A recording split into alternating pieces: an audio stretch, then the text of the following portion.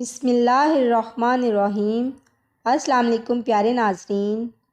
اللہ تعالیٰ سورۃ القصص آیت نمبر 4 میں فرماتے ہیں، فرعون نے زمین میں سرکشی کر رکھی تھی اور وہاں کے لوگوں کو گروہ گروہ بنا رکھا تھا اور ان کے ایک فرقے کو کمزور کر رکھا تھا اور ان کے لڑکوں کو تو ذبح کر ڈالتا تھا اور ان کی لڑکیوں کو زندہ چھوڑ دیتا تھا۔ بلا شک و شبہ وہ تھا ہی فساد کرنے والوں میں سے۔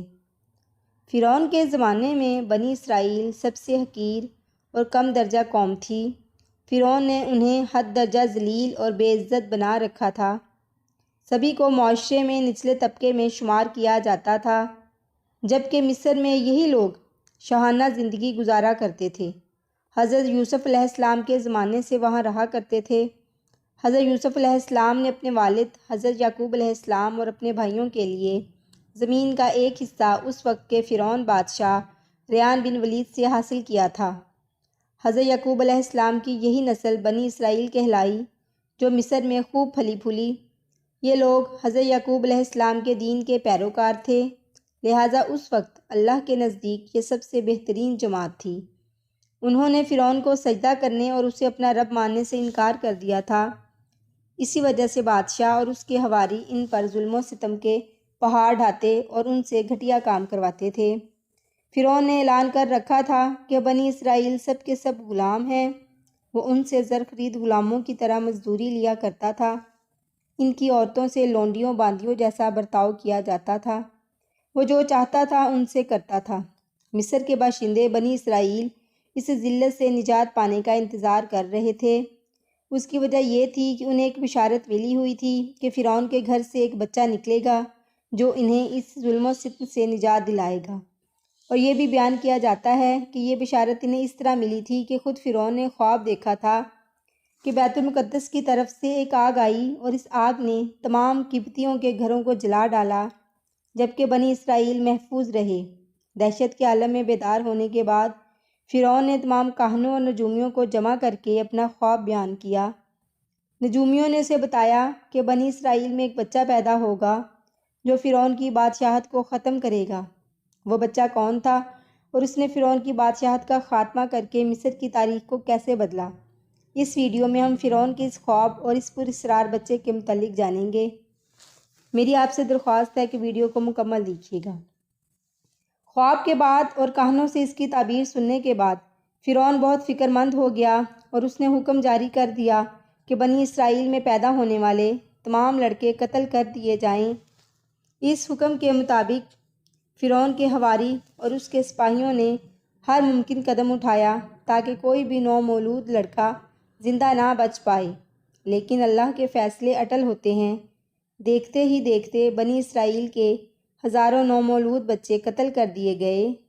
پھر ایک وقت وہ آیا جب قبطی سرداروں نے فرعون سے کہا کہ اگر بنی اسرائیل کے لڑکوں کو اسی طرح قتل کرتے رہے تو ہمیں آئندہ خدمتگار ملنا مشکل ہو جائیں گے، اور پھر ہمارے یہ کمتر، گھٹیا اور غلیظ کام کون کرے گا؟ اس پر فرعون نے حکم جاری کیا کہ 1 سال چھوڑ کر بچے قتل کیے جائیں۔ ان دنوں حضرت موسیٰ کی والدہ اپنے حمل کے ابتدائی دنوں میں تھیں۔ اللہ نے ان کی حفاظت کا سامان اس طرح فرمایا کہ ان پر حمل کے آثار ظاہر نہیں ہوئے، جن سے آپ فرعون کی چھوڑی ہوئی دائیوں کی نگاہ میں نہ آئیں۔ انہوں نے اس بات کو چھپائے رکھا یہاں تک کہ پیدائش کا وقت آ پہنچا اور انہوں نے ایک بہت خوبصورت بچے کو جنم دیا۔ اس بارے میں سوائے قریبی لوگوں کے کوئی نہیں جانتا تھا۔ نجومیوں نے فرعون کو اطلاع دی کہ بچہ پیدا ہو چکا ہے۔ اس اطلاع نے فرعون کو بدحواس کر دیا۔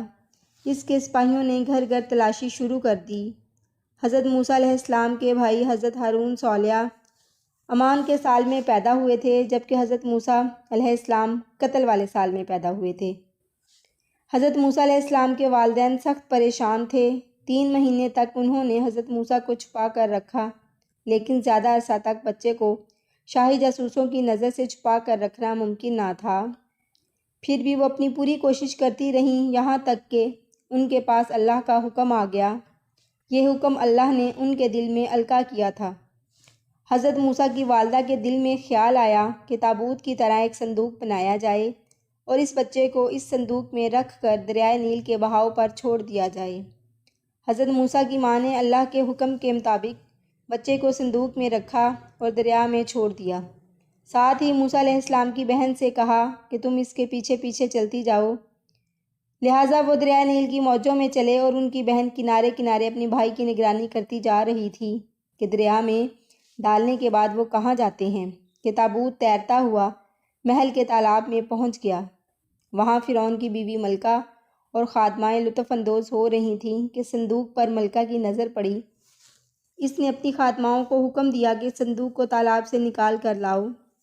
صندوق کھولا گیا تو اس میں ایک حسین اور تندرست بچہ آرام سے لیٹا ہوا انگوٹھا چوس رہا تھا۔ ملکہ بہت خوش ہوئی۔ ملکہ نے بچے کو گود میں لے لیا۔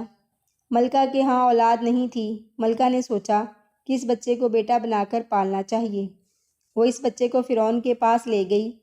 فرعون کے دل میں یہ خیال آیا کہیں یہ بچہ بنی اسرائیل کا وہ لڑکا نہ ہو جس کے بارے میں نجومیوں نے پیشن گوئی کی تھی، لیکن فرعون کی بیوی نے کہا وہ بچہ تو بنی اسرائیل سے ہوگا جبکہ یہ بچہ تو دریا میں تیرتا ہوا آیا ہے، اس لیے اس کو مت مارو۔ ہو سکتا ہے کہ یہ بچہ ہماری آنکھوں کی ٹھنڈک بنے یا ہم اس کو اپنا بیٹا بنا لیں۔ اس پر فرعون نے کہا یہ صرف تیری آنکھوں کی ٹھنڈک ہے، میری نہیں۔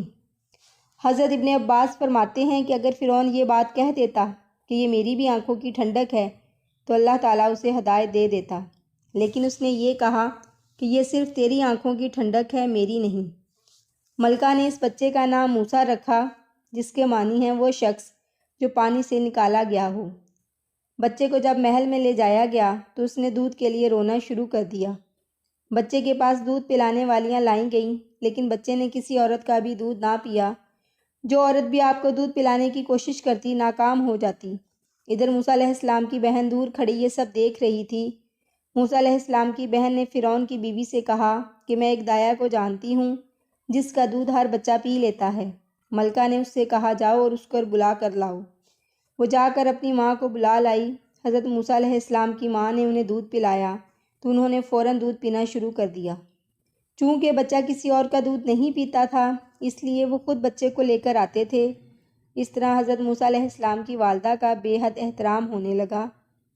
حضرت موسیٰ علیہ السلام شاہی محل میں پرورش پا کر جوان ہو گئے اور توانا ہو گئے۔ تب اللہ نے اپنے نبی موسیٰ علیہ السلام کو حکم دیا اے موسیٰ فرعون تک میرا پیغام پہنچاؤ کہ وہ انسانوں پر ظلم نہ کرے ورنہ اللہ کا عذاب ان کو لے ڈوبے گا۔ جب اللہ کے نبی نے اللہ کا پیغام فرعون کو دیا تو وہ مذاق اڑانے لگا اور کہنے لگا یہاں کا خدا میں ہوں، ہر کسی پہ میرا حکم چلتا ہے، میں کسی حکم کو نہیں مانتا۔ تو بس اللہ نے اپنی نشانیاں حضرت موسیٰ علیہ السلام کے توسط سے دکھائیں۔ فرعون نے محل میں کچھ جادوگر بلائے ہوئے تھے، انہوں نے جادو کیا اور سارا محل سانپوں سے بھر گیا۔ حضرت موسیٰ علیہ السلام نے اللہ کے حکم سے اپنا عصا زمین پر مارا تو وہ اژدہا بن گیا اور تمام سانپوں کو کھا گیا۔ پورا مصر حضرت موسیٰ علیہ السلام کے معجزات کو دیکھ کر حیران ہو گیا۔ کچھ لوگ ایمان لے آئے اور کچھ فرعون سے سوالات کرنے لگے۔ بالآخر فرعون نے فیصلہ کیا کہ آج میں موسیٰ اور اس کی قوم بنی اسرائیل کو قتل کر دوں گا۔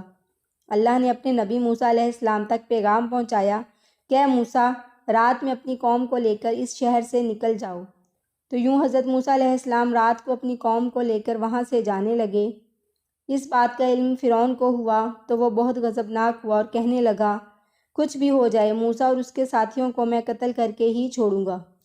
وہ اپنے جاہو جلال کے ساتھ بنی اسرائیل کو ڈھونڈنے لگا۔ بس آگے آگے اللہ کا نبی موسیٰ اپنی قوم کے ساتھ اور پیچھے پیچھے فرعون کا لشکر ان کو مارنے کے لیے آتا رہا۔ بالآخر بنی اسرائیل دریا تک پہنچے اور فرعون کا لشکر پیچھا کرتے کرتے ان کو دیکھنے لگا۔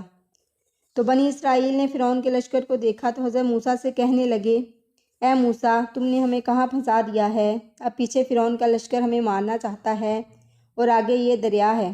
اللہ کے نبی حضرت موسیٰ علیہ السلام فرمانے لگے اے لوگو گھبراؤ نہیں، اللہ ہمارے ساتھ ہے، یہ کبھی ہو ہی نہیں سکتا کہ فرعون اور اس کا لشکر ہمیں پکڑ لے۔